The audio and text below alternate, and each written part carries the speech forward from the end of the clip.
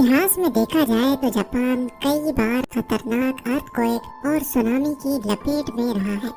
वैसे तो अर्थक्वेक और सुनामी से बचना किसी के बस की बात ही नहीं, पर जापान के पास इनसे मुकाबला करने के सिवा और कोई ऑप्शन भी नहीं है। पिछले 1300 सालों में करीब 143 सुनामी जापान पर हमला कर चुके हैं, जिनके नतीजे में अभी तक 1,30,874 लोगों की जान जा चुकी है। इनमें सबसे खतरनाक ईयर 1741 में आया था, जिसमें सुनामी की वेव 90 मीटर ऊंची थी। अफसोस की बात यह है कि जैसे जैसे वक्त गुजरता जा रहा है, जापान में सुनामी का खतरा भी बढ़ रहा है।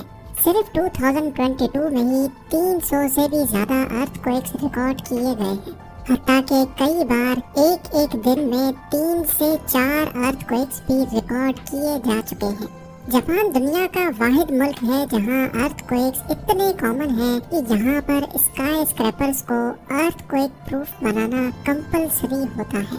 जबकि 2000 से लेकर 2022 तक जापान 5 मर्तबा छोटे बड़े सुनामी को बर्दाश्त कर चुका है, जिनमें 2011 वाला सबसे जानलेवा था। 11 मार्च 2011 को ओशिका पेनिनसुला से 72 किलोमीटर ईस्ट में समंदर के अंदर 9.1 मैग्नीट्यूड का अर्थक्वेक पूरे 6 मिनटों तक चलता रहा, जिसकी वजह से एक मैसिव जायंट सुनामी ने जन्म लिया। ये दुनिया का चौथा बड़ा अर्थक्वेक, जबकि जापान की रिकॉर्डेड हिस्ट्री का सबसे बड़ा था।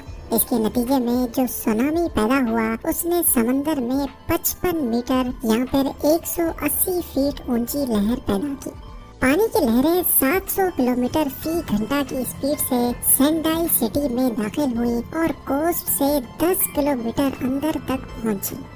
सुनामी का सबसे बड़ा मसला ये होता है कि मॉडर्न टेक्नोलॉजी से भी इसको प्रेडिक्ट नहीं किया जा सकता।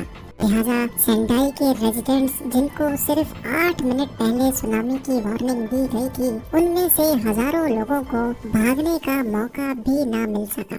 इस वाक़े की वजह से 2,28,000 लोग बेघर हो गए और 15,000 लोग अपनी जान से हाथ धो बैठे।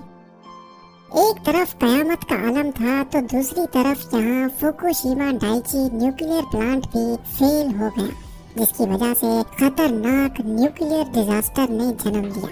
जापान को इस सुनामी ने टोटल 235 अरब डॉलर्स की चोट पहुंचाई, जिसको दुनिया का सबसे महंगा डिजास्टर भी माना जाता है। अब यहाँ सवाल ये पैदा होता है कि जापान हमेशा से ही सुनामी की लपेट में क्यों रहता है।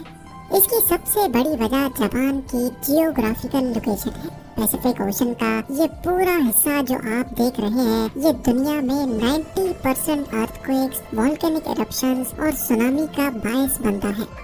ये जो रिंग बन रही है, इसको द रिंग ऑफ फायर कहा जाता है। इसके नीचे दुनिया के सबसे ज्यादा एक्टिव वोल्केनोज मौजूद हैं, जिनको कई टेक्टोनिक प्लेट्स ने घेर रखा है। और बदकिस्मती है जापान की कि वो बिल्कुल इस रिंग के बेल्ट पे आता है। यही वजह है कि यहाँ हर आए दिन अर्थक्वेक्स और हर आए साल टाइफून या फिर सुनामी का हमला होता है।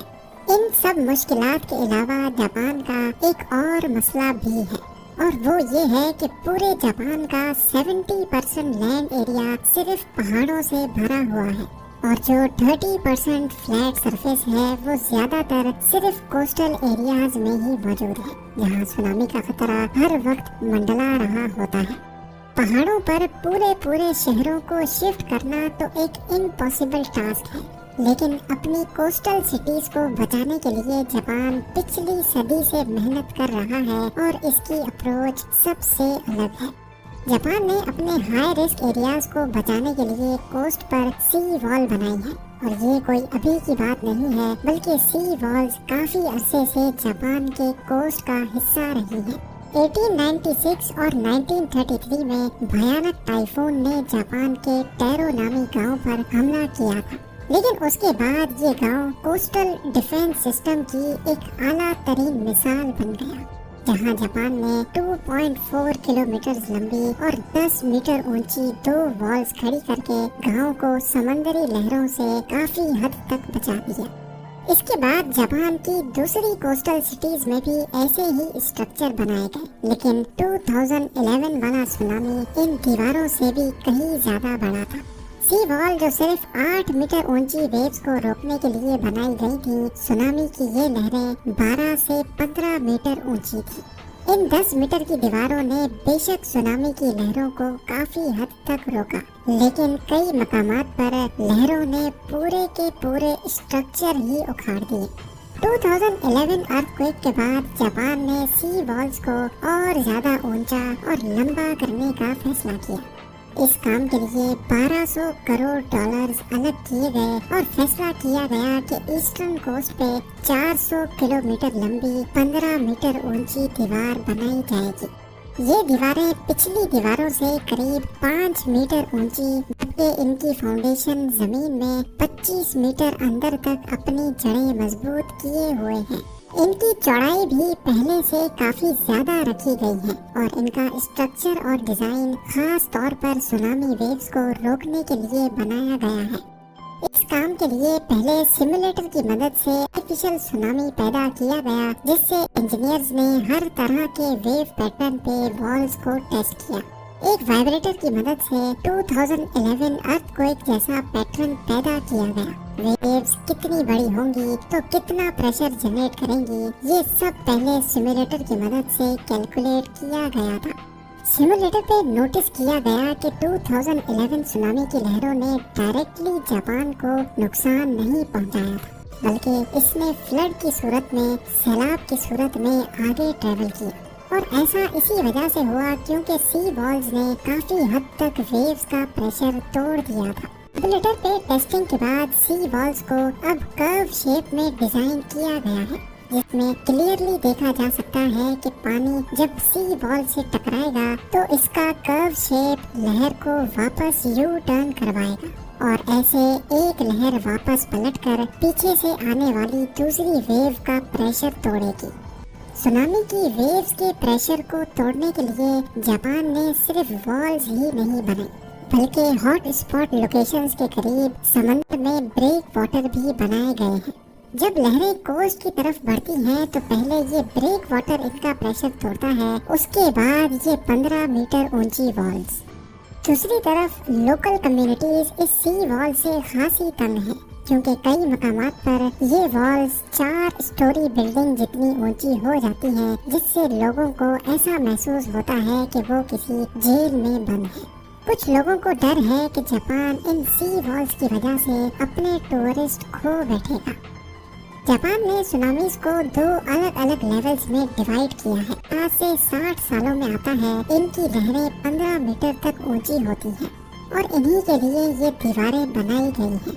लेकिन लेवल 2 सुनामी जो कई 100 साल या 1000 साल में एक मर्तबा आता है, ये सी वॉल्स अकेली उसको भी नहीं रोक पाएंगी। इसके लिए हॉटस्पॉट लोकेशंस पर सुनामी मिटिगेशन पार्क्स बनाए जाएंगे। इन पार्क्स में दरख्तों की एक दीवार होगी जो न सिर्फ सुनामी के प्रेशर को तोड़ेंगी, बल्कि पानी जब वापस समंदर में जाता है तो अपने साथ बहुत सारे ऑब्जेक्ट्स भी लेकर जाता है। दरख्तों के तने मोटे मोटे ऑब्जेक्ट्स को रोकने का काम भी करेंगे। जापान की सी वॉल इंजीनियरिंग का एक हैरान कुन कारनामा है और तबाह कुन सुनामी का सामना करने में किसी हद तक फायदेमंद भी। अपने आप को कुदरती आफत से बचाने के लिए जापान हर मुमकिन कोशिश कर रहा है, लेकिन उसके साथ ही जापान इस हकीकत से भी आगाह है कि ये सी वॉल कोई परमानेंट सॉल्यूशन नहीं है। बढ़ती हुई ग्लोबल वार्मिंग समंदरों के लेवल को दिन ब दिन बढ़ा रही है, तूफानों की शिद्दत बढ़ रही है और अर्थक्वेक्स एक रोज का मामूल बन चुके हैं। जापान को अच्छी तरह मालूम है कि ये जायंट स्ट्रक्चर इसको कुदरती आफत से 100% प्रोटेक्शन नहीं दे सकेगा। 12 अरब डॉलर्स का खर्चा करके असल में जापान ने अपने लोगों के लिए टाइम खरीदा है, ताकि जब ये दीवार वेव्स के प्रेशर को तोड़ेंगी तब तक लोगों को वहाँ से निकलने का टाइम मिल जाएगा। मिलते हैं अगली शानदार वीडियो में।